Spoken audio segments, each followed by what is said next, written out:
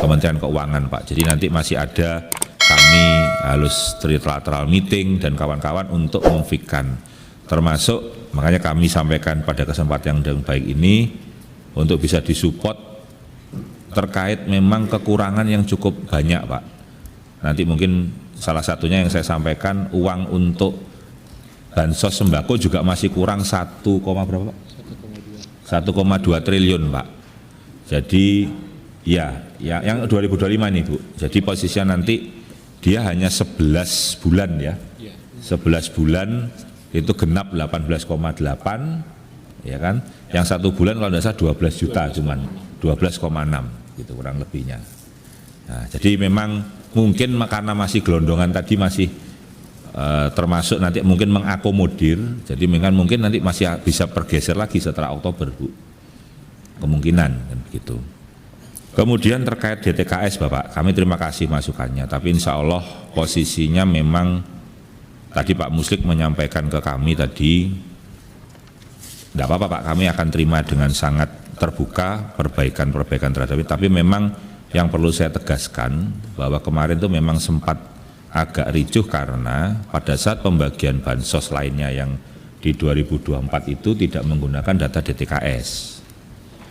Jadi makanya kami juga posisinya kepengen tahu kira-kira seperti apa. Dan memang upaya yang dilakukan Bu Menteri secara prinsip adalah kita memberikan kesempatan kepada siapapun untuk melaporkan jika tadi disampaikan Bapak Ibu ada hal-hal yang dirasa tadi kurang pas bisa disampaikan melalui surat resmi maupun channel Usul Sanggah dan kawan-kawan. Karena memang tidak mudah mengelola data secara real di lapangan.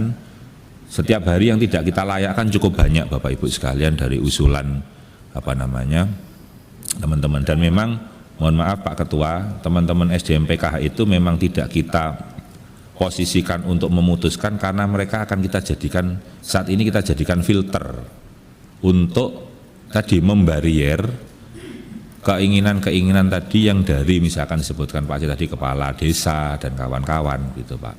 Itu yang saat ini jadi kami gunakan kontrol untuk teman-teman. Begitu juga tadi terkait pendamping yang tadinya disampaikan terkait usulan. Jadi usulan mereka bertugas sekarang berdasarkan KTP dan domisili itu adalah atas usulan mereka sendiri sebetulnya.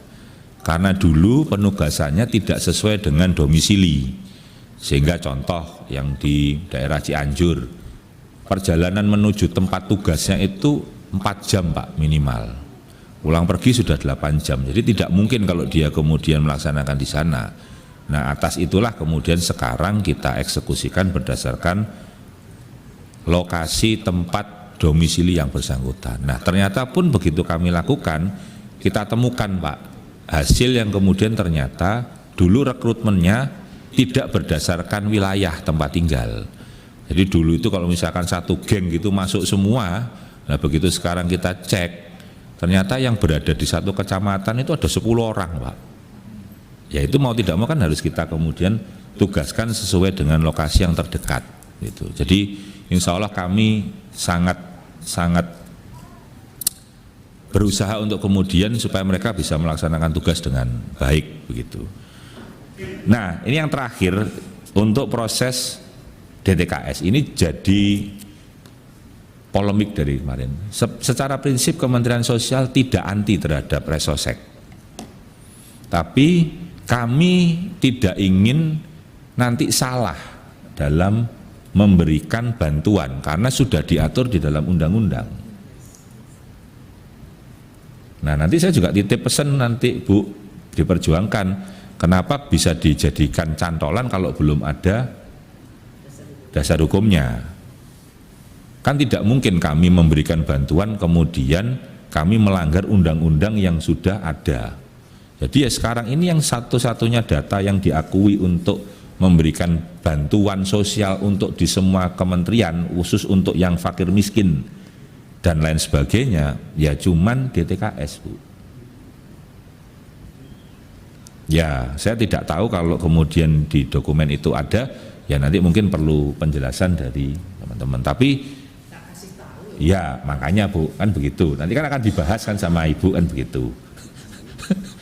Kan begitu. Jadi ya itu tadi kalau Ibu tanya ya saya sampaikan bahwa kami akan tetap pakai DTKS karena selama Undang-Undang 13 tahun 2011 belum dicabut, salah kalau kami kemudian memberikan bantuan di luar data DTKS. Titik itu Bu. Tidak ada komanya kalau itu.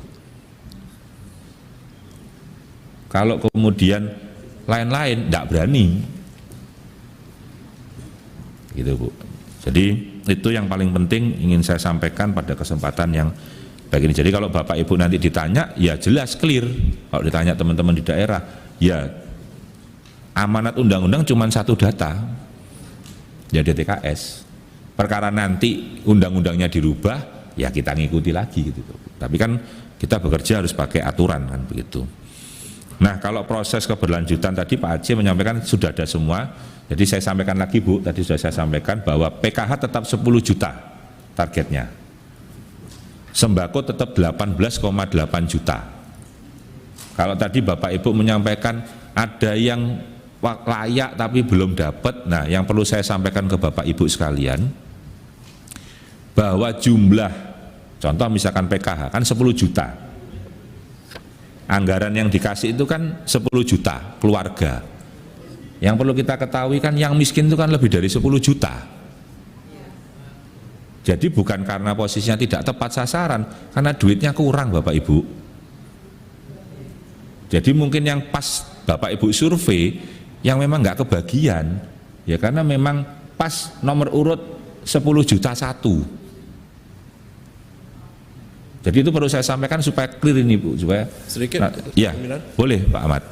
Jadi begini, dari yang 10 KPM itu Pak, 10 juta itu, ternyata mungkin ada 20% yang tidak berhak menerima lagi, dan berkali-kali diusulkan untuk dikeluarkan, ya, tapi kenyataannya tidak dikeluarkan.